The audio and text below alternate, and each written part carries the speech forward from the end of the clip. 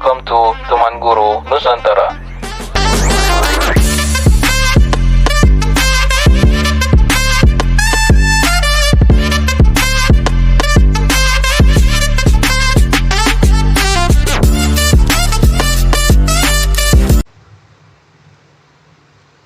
Assalamualaikum warahmatullahi wabarakatuh. Apa kabar Bapak Ibu guru hebat di seluruh Nusantara? Berjumpa kembali di akun Teman Guru Nusantara. Kali ini kita masih membahas mengenai pengelolaan kinerja guru yang ada pada akun PMM Bapak Ibu guru sekalian. Bapak Ibu guru hebat, setelah kita dilakukan observasi oleh kepala sekolah, selanjutnya, apa yang harus dilakukan oleh guru?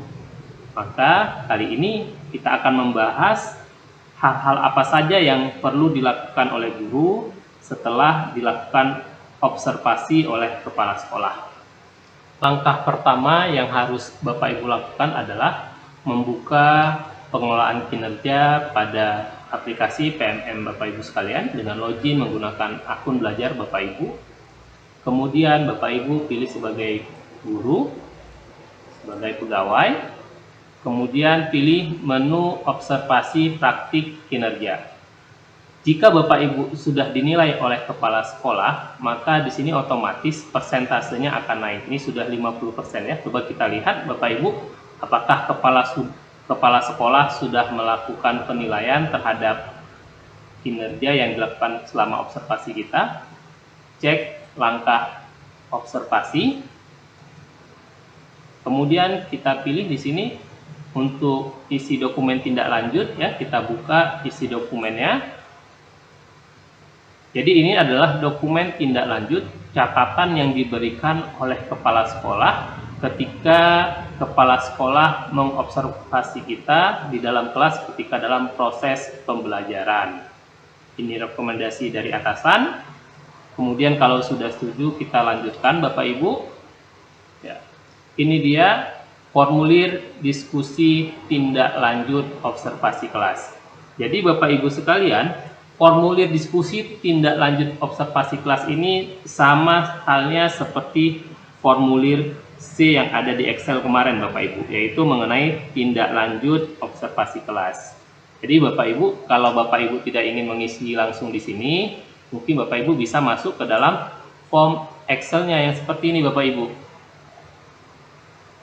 Rubrik observasi kinerja guru 1.3 formulir C tindak lanjut observasi kinerja guru. Jadi kali ini kita akan membahas bagaimana mengisi tindak lanjut observasi kinerja guru dari pengisian form C-nya ini. Yang pertama sekali di sini ada nama guru. Nama guru sama seperti biasa Bapak Ibu kita isikan yaitu nama guru yang telah diobservasi atau nama kita sendiri ya Bapak Ibu ya. Contohnya di sini nama Rahmat Surya. Kemudian kita isikan nama kepala sekolah, siapa nama kepala sekolah yang telah mengobservasi guru tersebut. Kemudian kita isi periodenya.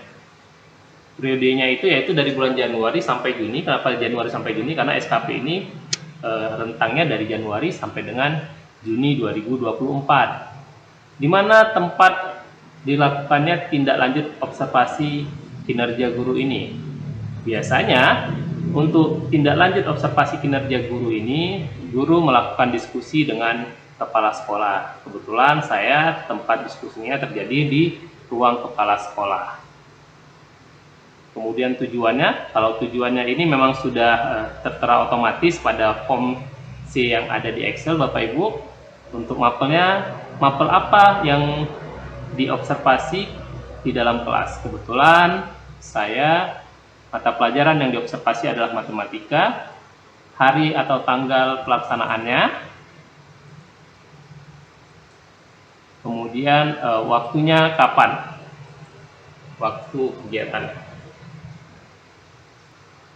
Selanjutnya kita mengisi refleksi guru. Refleksi guru ini kita dapatkan dari hasil pelaksanaan observasi di kelas. Apa yang guru dapat refleksikan berdasarkan hasil observasi di kelas. Contohnya, saya mungkin selama observasi banyak hal-hal yang menantang. Salah satunya yaitu jumlah peserta didik di setiap kelasnya. Jadi dari peserta didik ini membuat saya harus melakukan pemetaan kebutuhan peserta didik dengan baik. Mungkin salah satunya yaitu dengan cara melakukan asesmen awal pembelajaran.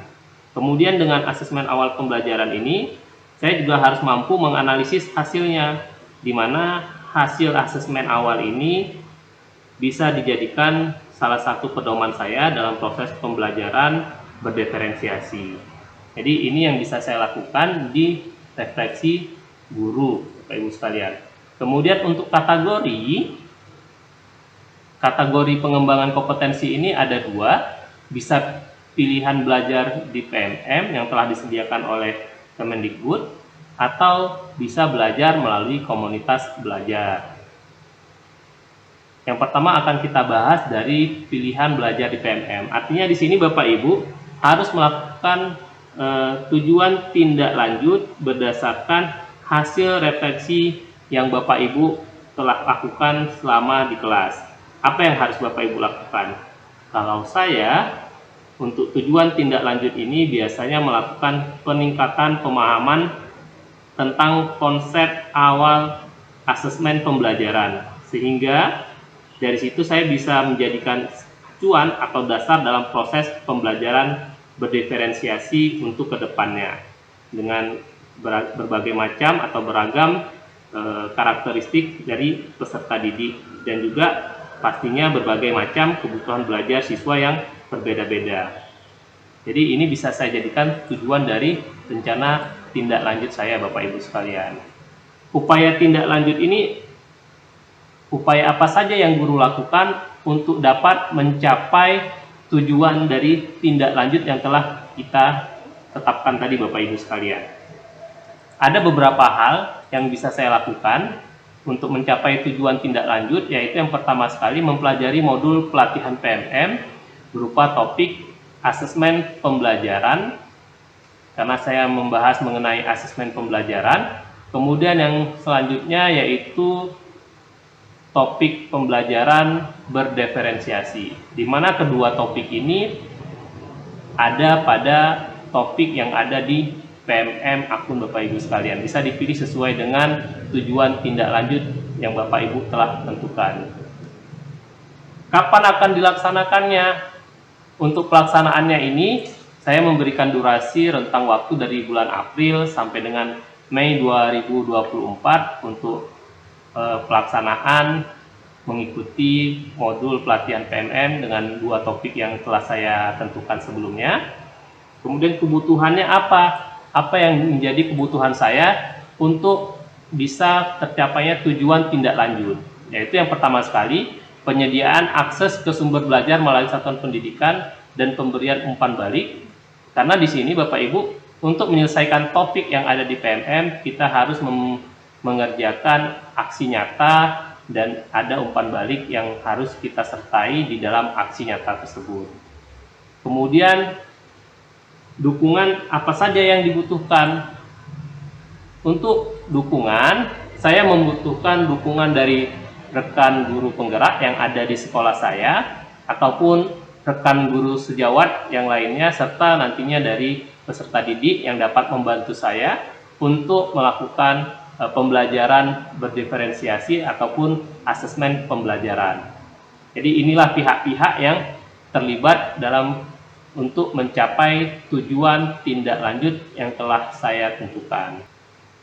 Kemudian selanjutnya untuk pengembangan kompetensi melalui belajar, melalui komunitas belajar. Adapun tujuan tindak lanjut saya yaitu untuk memahami proses pembelajaran berdiferensiasi dan asesmen awal pembelajaran, sehingga pengelolaan kelas lebih sesuai dengan kebutuhan belajar murid yang ada di kelas saya. Jadi ini yang menjadi tujuan utama saya dalam meningkatkan kompetensi melalui komunitas belajar.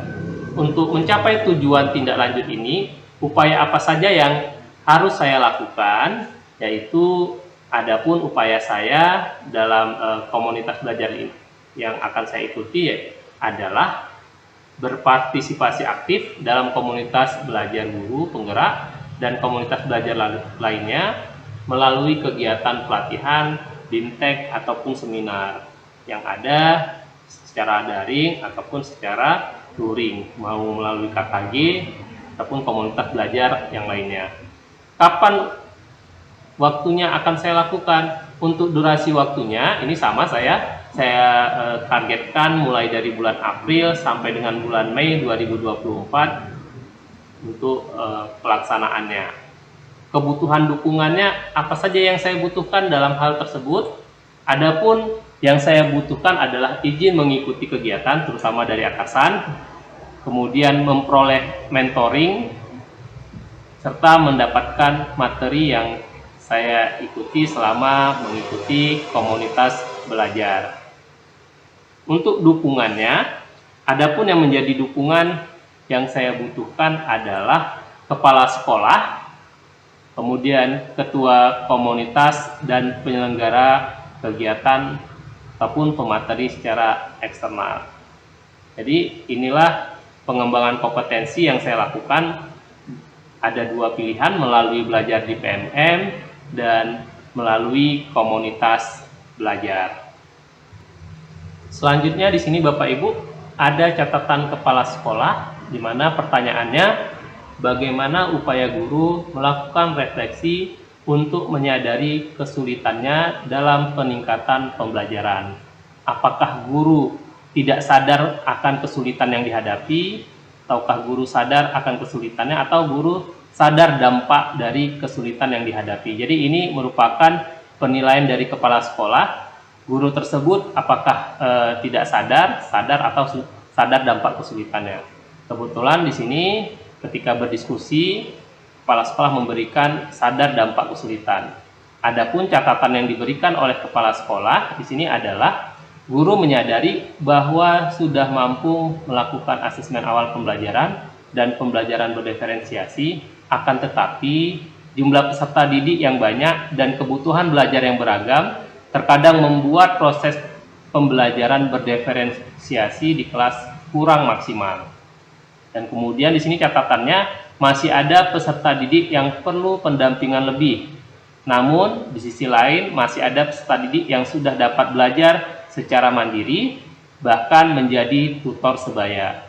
Oleh karena itu, optimalisasi asesmen awal pembelajaran dan pembelajaran berdiferensiasi akan berdampak pada kualitas pembelajaran peserta didik. Ini merupakan catatan yang diberikan oleh kepala sekolah berdasarkan hasil pengamatan selama observasi Bapak Ibu sekalian. Selanjutnya, di sini Bapak Ibu bisa mengisikan nama guru yang bersangkutan, NIP-nya, dan ini disetujui oleh kepala sekolah, nama kepala sekolah dan NIP-nya.